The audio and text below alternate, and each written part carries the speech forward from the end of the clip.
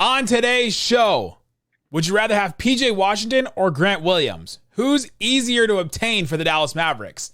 And a bunch of moves, assistant coaches, and summer league practice begins. We'll talk about all that and more on today's Locked On Mavs. I'm Luka Doncic, and this is Locked On Mavs. Mavericks, NBA champions. Bang! It's good, and the Mavericks have won the game. If you don't believe, you shouldn't be here.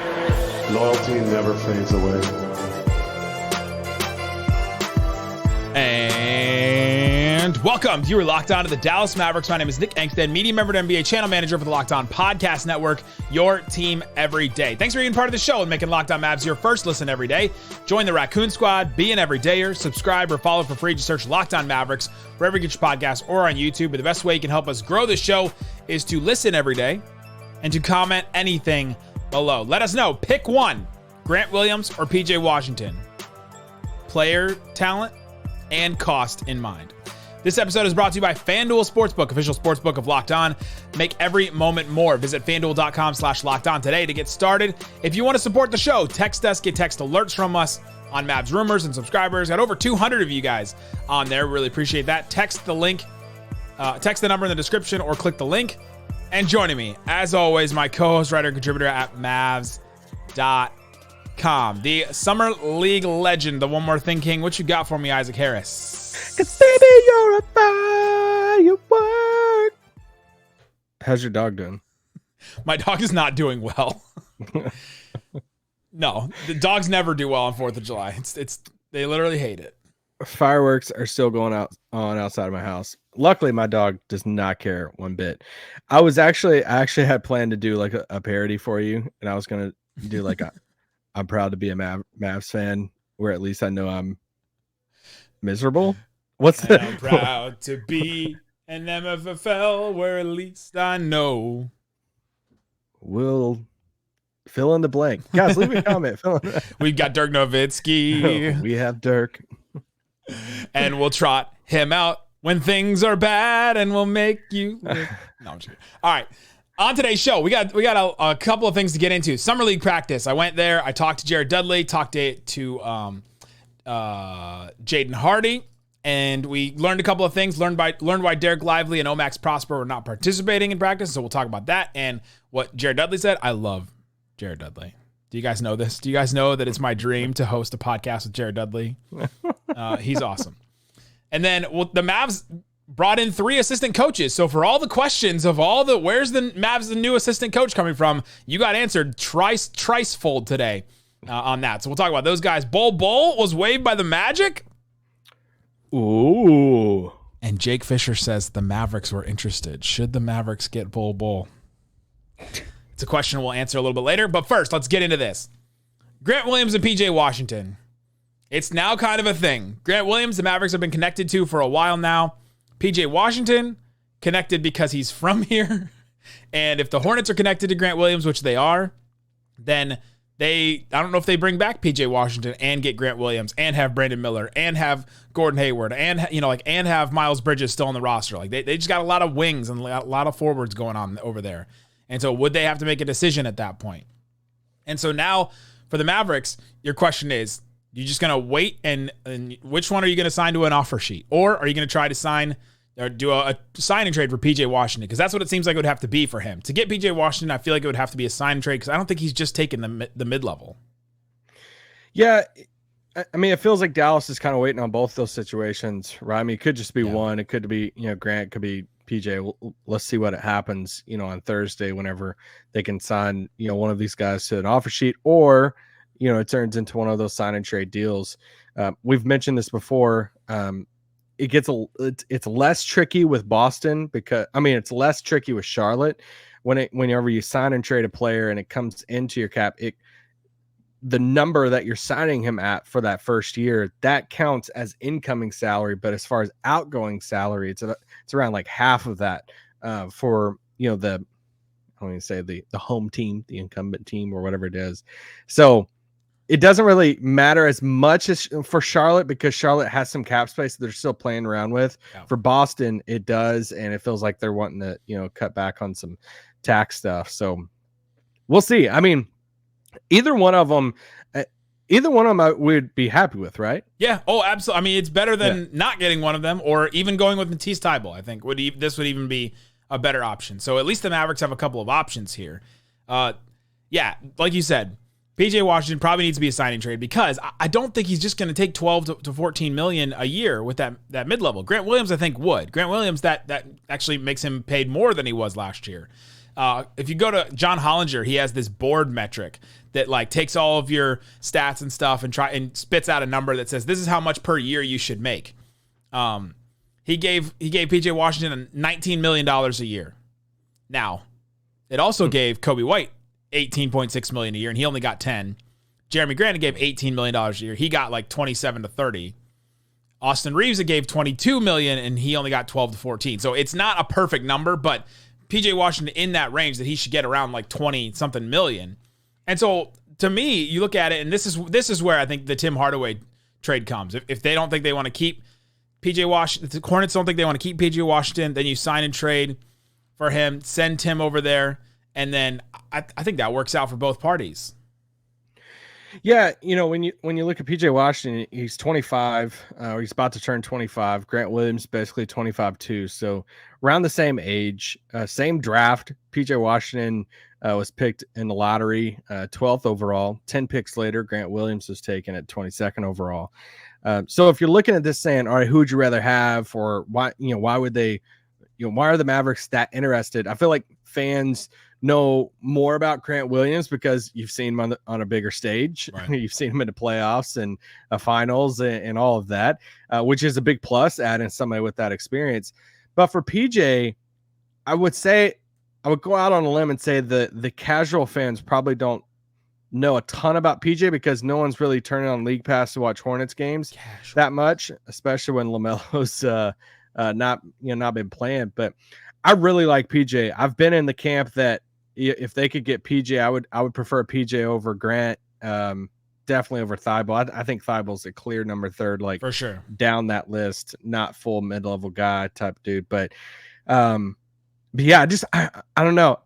I would even go up to like 20 million a year for PJ. I'm just a big fan of him, and I'm a big fan of what he would do for Dallas. He's 6'8", has 7'2" wingspan. He can be a roller. He has good numbers as far as being a roll man in the pick and roll, but he actually has touch too. So if you're trying to like combine the two, or you're trying to look at both guys and say, all right, either or Grant versus PJ, I would say PJ is more athletic and he's more versatile offensively. Correct. Especially with the ball in his hands. I would say Grant is the better shooter and is more of like the 3-and-D type of mold. So that's where, whenever you start talking about the versatility part, we've been throwing out that word when it comes to like roster building around Luka and Kyrie, that they've had these guys that fit really into like the 3-and-D mold of like the Dorian, Reggie, all of that. How can they take those spots and then add the like 3D and also be able to do something else, be able to put the ball on the floor and, get to the basket, what Reggie was trying to improve on last year. I think PJ Washington can do that. I think he would be your starting 4. I think he could guard some of the bigger wings out there in the league. I just really like him a lot. I wish Dallas could have a shot to get him. If they get him by the end of the week, I'm gonna be pretty dang happy. Oh, absolutely. He would be like you said, the bigger wing, the versatility. Kevin O'Connor tweeted out this stat. There's only 4 players in the league that operated as the pick and roll ball handler over 100 times last year, and as the roll man over 900 times last year. And PJ Washington was one of those. And so he's a guy that can handle the ball in a pick and roll. I don't know if the Mavericks would want him to do that often, but he can do it. Why not? And then he can be the roll man. He also played the 5 a lot for the Hornets. Like he played the 5 more often than he didn't, not this past year, but the year before that, when the Hornets even went to the play-in game. And so like you can use him in that role. So even if you lose Maxey in some kind of trade for a center or something, the Jarrett Allen trade we talked about yesterday, if you do that trade, Maxey is gone. Then you have PJ Washington to come in and be the replacement for him, to be that type of forward that can hit the 3, that can do a couple things, but is stocky and sturdy enough to hold his ground. Now, there's some videos of him getting destroyed by Embiid, but he's 6'7". Like you shouldn't have to ask him to do that at that point. There's also a clip of him getting really crossed over. I think it was it Chris Paul? Somebody really crossed him over. I think it was Schroeder. Schroeder. Yeah, Schroeder. It was Lakers. Yeah, so there's stuff. There's also some good highlights out there. Yeah. But if you search him on YouTube, posters that he has. Yeah, but if you search him on YouTube, that's one of the things you'd be like, why do we want this guy? Okay, well, he's versatile. He brings a lot to the table. He does pretty much everything on a basketball court that you could want. He can hit the three. He can, he can. He's not scared of people either. He hit the shot over KD and did the too small thing. He'll get into it with people. Yeah, he's fun, dude. And he can score. He can score 20. I wouldn't say that about Grant Williams. I wouldn't say, well, if you need somebody to score 20, he put up 43 in a game last year and 42 in 2021. So I mean, he's put up 40 a couple times. Grant Williams not doing that. So that's the difference between the two. PJ Washington's going to cost more. I think you can get Grant Williams just for the MLE. You just put it out there. Now coming up, there was a report from The Athletic about what Boston wants for Grant Williams and why they're trying to play coy and trying to play it up on this. So we'll talk about that, and we'll get into the Mavs' new assistant coaches and Bol Bol coming up.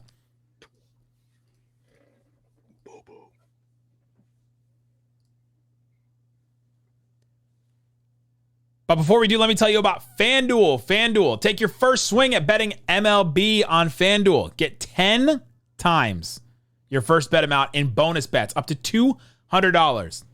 You can get that. That's right. If you just bet $20, you'll land $200 in bonus bets, win or lose. That seems unfair to FanDuel.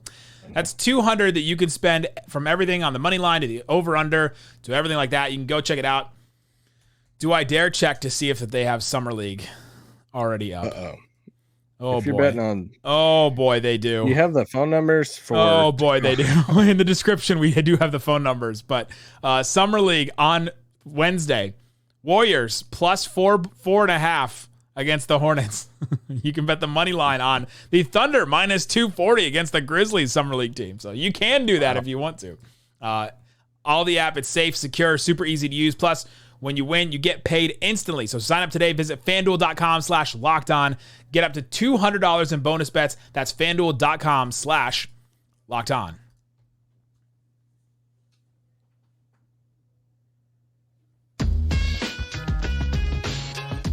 Thanks, everybody, for hanging out with us on Locked On Mavs, being part of the show. Appreciate each and every one of you being with us. On tomorrow's show, we'll talk more about, we'll have another Summer League practice that I'll go to, and we'll get to talk about, we'll probably have more rumors, and we're one day closer to the Thursday deadline where the Mavericks could offer Grant Williams an offer sheet. They could do it right now if they wanted to, but teams have the option to, the timer starts for the original team to match that on Thursday. So teams are just going to wait until that date to not just have to have their money tied up in these guys and give them too long to try and match that. So, yeah, unless it's like an Austin Reeves who wants to go back to LA, his agents, team, his agents looking around saying, all right, is somebody going to give you an offer sheet come Thursday? They obviously didn't think that, so he went back to LA on a pretty good deal.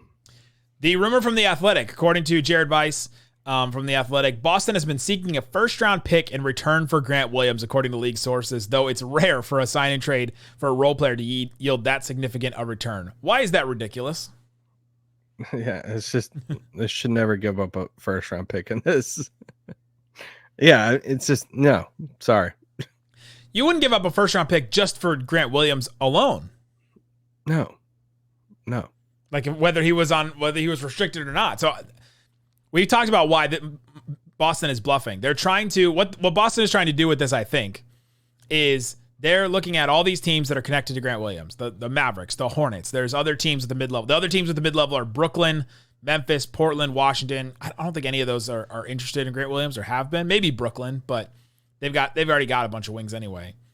And so they're looking at Dallas and Charlotte and say, well, if we just say, hey, we're going to match any offer and we want a first-round pick in return, maybe that scares Dallas enough, who's desperate, because they are, to say, well, let's jump the line.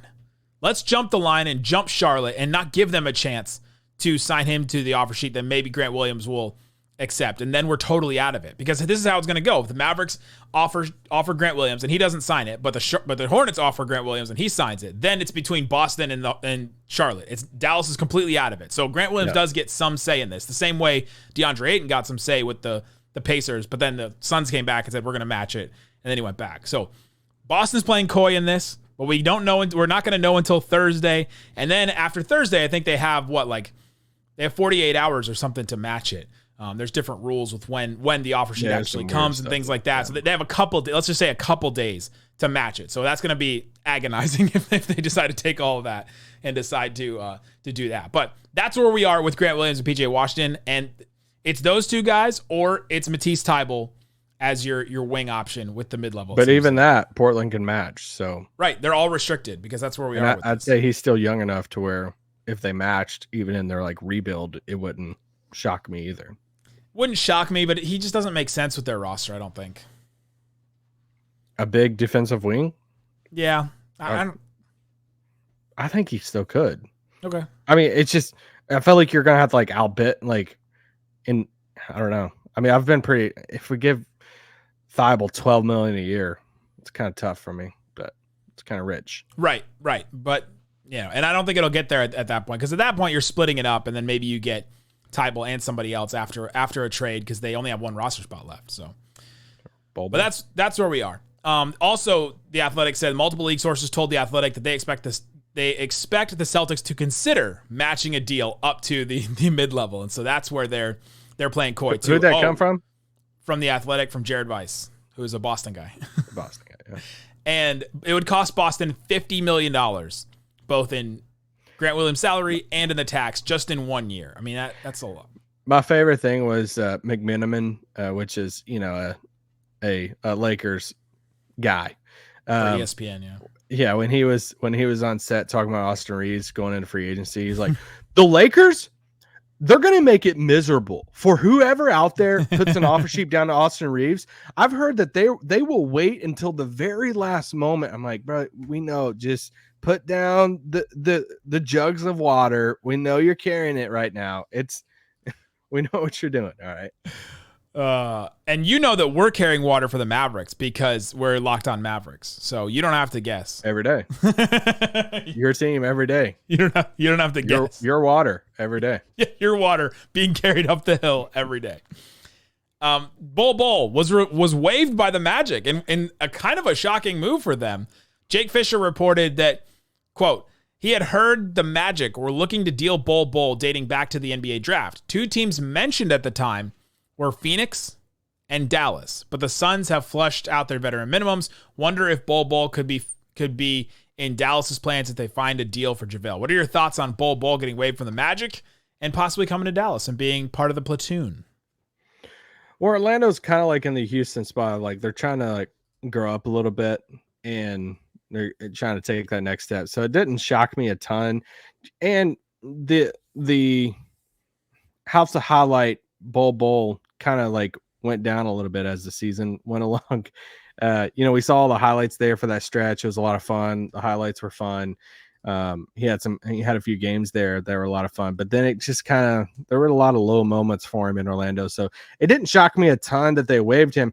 For Dallas, it surprised me a little bit. I mean, I think it would have to, for Dallas to be interested. Yes.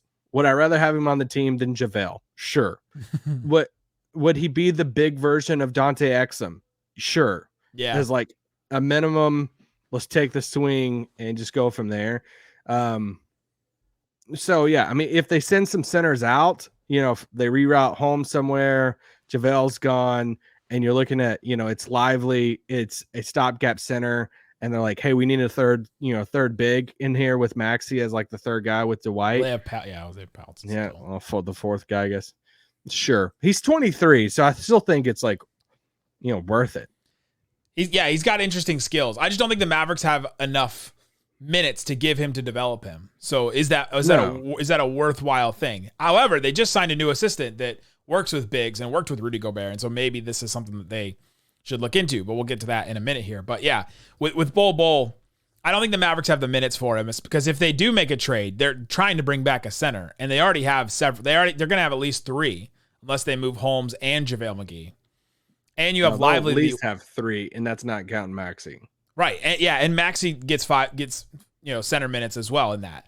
So it's just interesting to me that Orlando decided to move on from him at this point, because like you have Wendell Carter, and then who they signed. Who they get? Yeah, they got Wagner back. And it's like, oh, well, why did you? Bol Bol seemed at least tantalizing to them, but you're right. They wanted to grow up a little bit. Couldn't find a trade for him. His contract was non-guaranteed, and so they just decided to move on. And they waived him, so he's going to go through the waiver order. Yeah. So I think a team will pick him up. It's a pretty cheap number. Yeah, but the Mavericks are higher up in the waiver order because they're finished with a bad record, so a little higher than they would normally be. The only route, I'll say this real quick, is because this is too much Bol Bol talk, but disagree. It is if they do. Get ready for this. If they do the platoon thing, and it's Dwight as the starting center, deep breath. All right, carry on. And it's like Dwight, and they traded JaVale and Rashawn Holmes somewhere else or something, and it's like Dwight, Lively, Bol Bol. That's the only way I could like maybe see it, but that's not encouraging for your big man rotation. I don't like the things you're saying. So coming up, let's get into the Mavericks' new assistant you coaches. Brought up Bol Bol. We'll talk about the new assistant coaches, and we'll talk about what we saw at Summer League coming up. If you don't believe, you shouldn't be here. All right, Isaac Harris, let's get into this next thing. Dallas Mavericks hire 3 assistant coaches, Alex Jensen, Bryan Gates, and Josh Broghamer, to come to the Dallas Mavericks. Let's just go through them. I'll just give you their career highlights. I'm not going to tell you this guy is bringing this to the Dallas Mavericks, because Josh better packed some blue colors in his Vegas suitcase. Yeah, he was there to coach the Cavs, and So let's start with him. So Josh Broghamer was reported by Mark Stein. He worked on Jason Kidd's staff in Milwaukee as an assistant coach, and he was announced as the Cavs Summer League coach. So maybe he's finishing that out, and then he joins the Mavericks. But he's a coach that has had some experience. I mean, if he was coaching with Jason Kidd in Milwaukee, that's a distance away. So he's been around for a little bit. Bryan Gates was reported by Woj. He's joining the staff.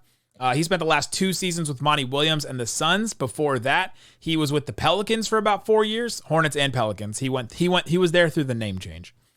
He was with Sacramento as well, and with Minnesota. And so he's been around as an assistant coach since 2009. He's been there for a while, and he's a pretty experienced assistant coach for them.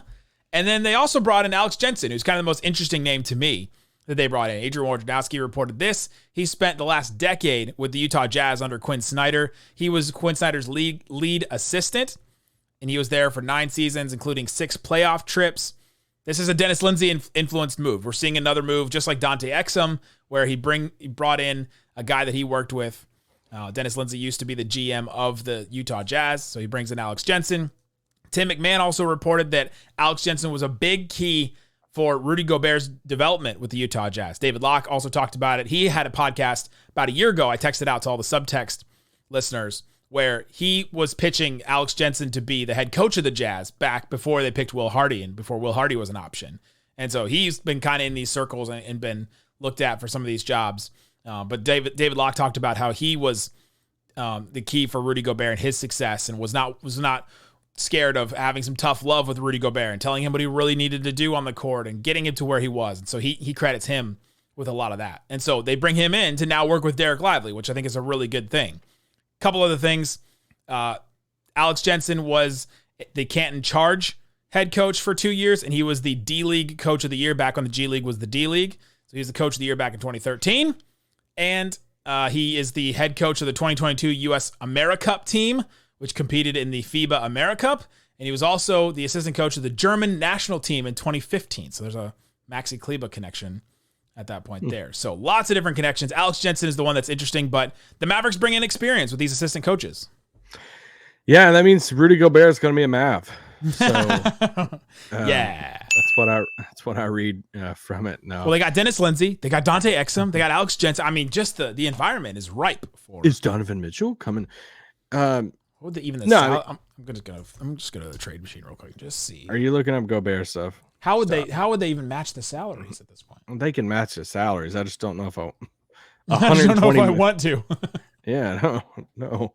That's true. No, I mean, they wanted more experience on the bench, and they got it. I think it is really cool to have somebody who did help in Rudy's development. It feels like they're putting a nice support system around Dereck Lively for him to succeed.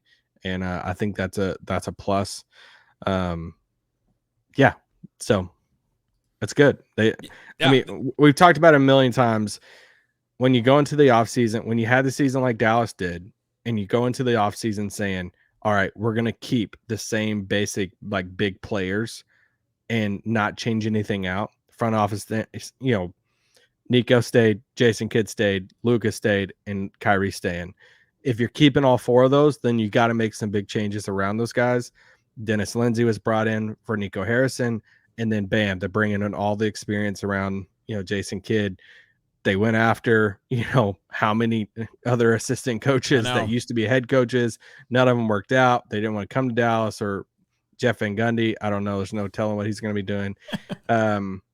So yeah, I mean, they added experience around him. They changed up the, the bench around it. They kept some guys too. Jared Dudley's still there. Yeah, and there's still, a handful of other guys. Some of the other guys have moved on, like St. Jean and Peter Patton and some of them. But Quentin Crawford. Yeah, they've remade the bench there. And just bringing in new voices. This is something I think that they needed, right? Because it went so bad last year, and I didn't think the coaching was great last year. So you just need to change it up. You need new voices in there. You need new ideas. You need new perspectives on what you're doing, because it just went so poorly last year. And so bringing in these guys that have experience all over the place. I mean, think about some of the players that they've coached. You have Alex Jensen with the Donovan Mitchell, Rudy Gobert thing. You have Brian Gates, who was there for like the Drew Holiday, young Anthony Davis part with the Pelicans, with Sacramento for some of their really bad years, with, like bringing up De'Aaron Fox. You have Josh Broghamer that was there with Jason Kidd for the young, Giannis Antetokounmpo, Milwaukee Bucks. Like, you have a bunch of different experiences with a bunch of different teams, and I just think that that's going to be beneficial to the Mavericks to bring them in. All right, let me tell you what I saw at Summer League practice. The Mavericks are practicing on Tuesday, on Wednesday, and on Thursday. Then on Friday, they'll practice in Vegas, and then they'll play their first game on Saturday in Vegas. I will be there to cover that one as well, so stick with us. We'll have a podcast after that game. But Dereck Lively II and Olivier-Maxance Prosper cannot participate until the trades go through. They can't participate in contact drills. I've seen this tweeted a lot, and it's wrong. They can participate in practice. They can do drills. They can do 1-on-0 stuff. They can't do any kind of contact. So any kind of 1-on-1, 3-on-3, 5-on-5, they can't participate in. But they did practice. And Jared Dudley said, they can't do any of the contact stuff. But they've been here since 7:30, and they were working and we were working with them and all that. And it was about 12:15 when he said that. So they had been there for a while that day, and they're putting the work in, and you just love to hear it from that. But those guys will not be able to participate. The Mavericks expect them to be able to by Thursday, that all this goes through, that they'll participate in the last practice on Friday, and then they'll play in the first Summer League game. Yep. That was the whole plan, even draft night, or the intro pressers. This is why, nothing's been said about Bertans or Rashawn Holmes and all that stuff. Just got to wait for it all, the process and everything on the 6th. The most interesting thing, though, coming out of Summer League practice was Jared Dudley talking about Jaden Hardy. Yeah, that was fun. Hardy's probably the best player on the team. I would think definitely the best player on the team. And so we asked him about Jaden Hardy and what you're thinking. What you're thinking about him. And he said Jaden Hardy is on a whole nother level. And he said, I said, well, what kind of tangible things do you want them to get out of this? And he's like, I want him to be able to read defenses, to read offenses when he's on defense, and to learn where he needs to be, because for him to play the role that he wants to play with Luka and Kyrie, his defense has to get a lot better. Jared Dudley's candor when talking about guys today was so refreshing and awesome. He's so good with the media. He's had his own podcast. He's been in the media. Like, he knows how it is, but he's just a very insightful person when he talks, and he just cares how, he cares what he's sharing, and honestly doesn't care if he thinks he's sharing too much. So I just thought he did a great job today. He also said, all my plays are for Hardy. He's going to get 20 shots. Like, he's going to go out there and figure this out. But we're going to, we're just going to keep attacking a mismatch if he just keeps getting one over and over again in that. And so I just found his talk about Hardy today interesting, that he pretty much propped him up and said, hey, he's on this level, and we're working with him on next level stuff, not just getting comfortable with the speed of the game or getting comfortable with new teammates. Like, that's the stuff you talk about with the Mike Miles, the Jordan Walkers, the younger guys. But with Jaden Hardy, it was a next level thing. Yeah, two things with Jaden Hardy. I want to see his playmaking this year in Vegas. I want to see his defense in Vegas. We know he can score. We know he can get buckets. He can score anywhere on anybody. But I want to see him running the point a little bit. I want to see him and Miles kind of taking turns running the point, playmaking, creating, and all of that. But yeah, I mean, here seeing Dudley say that today was just, I mean, that's what you want from a Mavs fan. That, you know, we're all excited about Jaden Hardy, but yeah, after first summer league practice to hear he's on a whole new level, like, I mean, we could do a whole pod on, I mean, we probably will at some point in the offseason on, you know, what will it mean for this team roster wise and everything, ceiling wise, if Jaden Hardy moves into that next, like takes a huge sophomore leap and is a, you know, a massive contributor, especially, and we're going to see how much of a leap he's taken or next level he is, or how much the Mavs believe in him if they just ship off Tim Hardaway somewhere else for a big, or, you know, a bigger wing or something like that, clearing the way for Jaden Hardy to have the Tim Hardaway role on this team. Absolutely. And yeah, you have Jaden Hardy, he can take the next step, or he could be pushed back a little bit. Like there's a lot there. They have Seth Curry as kind of an insurance there, I think, for him. And so there's gonna be a lot, and he has the opportunity to take a real big step, or he can develop a little slowly. I think they've covered themselves in both ways for him. If he shows that he can defend, he can play with Seth off the bench. Yeah, that's true. his biggest thing. And you wanna play minutes for Jason Kidd, you defend your butt off, and that's what I want to see from Jaden Hardy in this summer league. And we've already seen that he's not scared on offense, even with Luka and Kyrie out there. I've said this so many times. There's times at the end of the season when everything was going wrong that people were scared to take shots with Luka and Kyrie on the floor. But Jaden Hardy was not. he would rush to the basket and get blocked, and he didn't care. He'd come back the next time, take a step back three. And Jared Dudley mentioned that he shot like 40% on step back threes last year, and so taking that next step for him. A couple other things was Jared Dudley talked about AJ Lawson. Somebody asked him about AJ Lawson, and he said, you know, AJ Lawson was in a scrimmage earlier, just playing around, and he didn't commit any fouls. He needs to get more physical. He just needs to take the next step and be more physical. And talked about, hey, you look at what Dillon Brooks just got in free agency, and we laugh at it because it seems like it. You know, you could say what you want about Dillon Brooks, but he got that money for a reason, and he like compared him to that and said that, you know, AJ Lawson looks a lot better in 5-on-5 and things like that. I just found it an interesting comment about AJ Lawson and his next step, because you have Jaden Hardy, you have the two rookies in Lively and Omax, but then you also have these 3 two-way guys the Mavericks have that are going to be interesting to watch in Summer League too. And so I'll be interested to watch those guys and see how they acclimate to the NBA too. Yeah, one of them's from down the street. We did talk to Mike Miles today. He's a little bigger than I expected. He is like a legit like 6'2". Yeah. You look at him and you look at Jelly Walker next to each other, and there's a definite like size difference. Jelly's like, he's 5'11". No. Yeah, he is legit 5'11", and but I saw him do a jelly right up to the rim and lay it up. I was like, oh, right in the middle of traffic. There you go. Sorry, I don't believe it. We'll be back tomorrow talking more Summer League practice. We'll talk more rumors. There'll probably be more things that pop up as it's the day before the Mavericks teams can offer restricted, and everybody be back from vacation. So guys, thanks so much for hanging out with us on Locked On Mavs. Peace out. Boom.